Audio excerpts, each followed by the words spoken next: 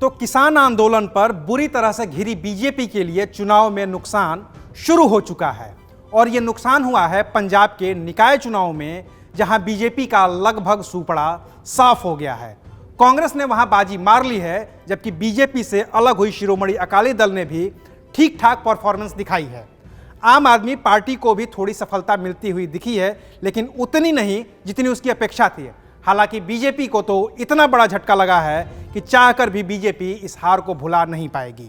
नमस्कार, मैं हूं अविनाश और आप देख रहे हैं अनकट। पंजाब के निकाय चुनावों को किसानों के लिए बनाए गए नए कानूनों का लिटमस टेस्ट माना जा रहा था।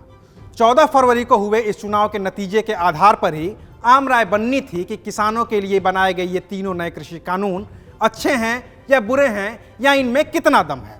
अब 17 फरवरी को जब इस चुनाव के नतीजे आए तो लगभग साफ हो गया कि पंजाब में बीजेपी के बड़े बड़े सूरमा अपना गढ़ तक नहीं बचा सके हैं। और ये नतीजे ऐसे वक्त में आए हैं जब पंजाब में विधानसभा चुनाव करीब करीब 1 साल की दूरी पर बचे हैं। इसके अलावा उत्तर प्रदेश में भी अगले साल चुनाव होने हैं और पश्चिम उत्तर प्रदेश की एक बड़ी आबादी किसानों की आबादी है, जो लगातार इन कानूनों के विरोध में प्रदर्शन कर रही है। इन प्रदर्शनों की अगुवाई कर रहे राकेश टिकैत खुद भी पश्चिमी उत्तर प्रदेश से हैं और ऐसे में ये चुनावी नतीजे बीजेपी के लिए मुसीबत का सबब हो सकते हैं। अगर पंजाब के निकाय चुनावों की बात करें तो 14 फरवरी को 117 स्थानीय निकायों के लिए वोटिंग हुई थी।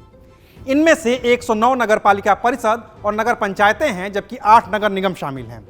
थोड़ा और विस्तार से बात करें तो नगर पालिका परिषद में कुल 1815 वार्ड हैं। इनमें से अब तक 1199 पर कांग्रेस को जीत मिली है। शिरोमणि अकाली दल को 289 और बीजेपी को 38 सीटों पर जीत मिली है। आम आदमी पार्टी को 57 सीटें मिली हैं। इस लिहाज से नगर पालिका परिषद में बीजेपी चौथे नंबर की पार्टी बन गई है। नगर निगम की बात करें तो 8 नगर निगमों यानी कि मोगा, होशियारपुर, कपूरथला, अबोहर, पठानकोट, बटाला, बठिंडा और मोहाली में से मोहाली को छोड़कर बाकी के सभी 7 नगर निगमों पर कांग्रेस ने जीत दर्ज की है। थोड़ा और विस्तार में बात करें तो नगर निगम में कुल सीटें थी 350। इनमें से अकेले 281 सीटें कांग्रेस के खाते में गई हैं। शिरोमणि अकाली दल के खाते में 33, बीजेपी के खाते में 20 और आम आदमी पार्टी के खाते में 9 सीटें गई हैं।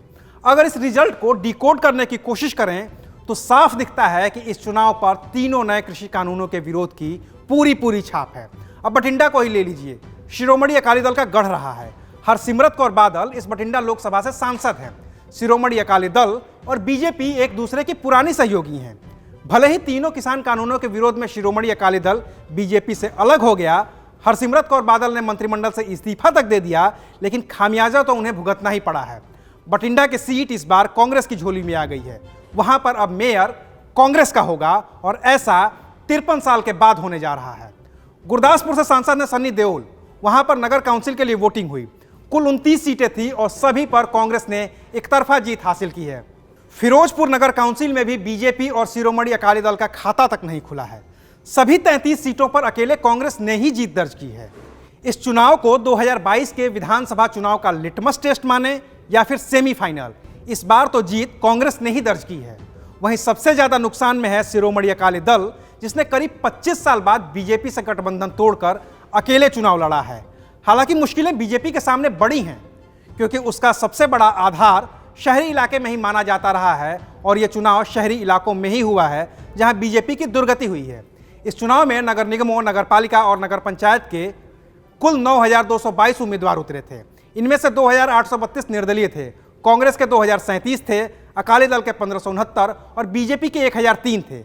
आम आदमी पार्टी के 1606 उम्मीदवार थे। किसान कानूनों का ही असर था कि बीजेपी को कांग्रेस के मुकाबले आधी सीटों पर ही उम्मीदवार मिले थे।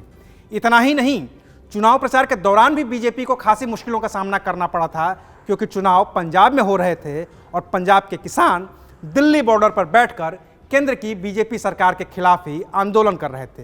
पहले नामांकन, फिर चुनाव प्रचार और उसके बाद चुनावी नतीजों में भी किसान आंदोलन का असर दिख गया और नतीजे बीजेपी के बिल्कुल खिलाफ गए। अब सवाल यह है कि इन नतीजों के बाद क्या बीजेपी किसान आंदोलन को लेकर अपनी रणनीति बदलेगी, क्योंकि आने वाले दिनों में बंगाल के बाद उत्तर प्रदेश में भी चुनाव हैं और यूपी में किसानों की एक बड़ी आबादी है जो भले ही आंदोलन नहीं कर रही हो, लेकिन वो तीनों नए किसान कानूनों के खिलाफ है। शुक्रिया, आप देख रहे थे अनकट।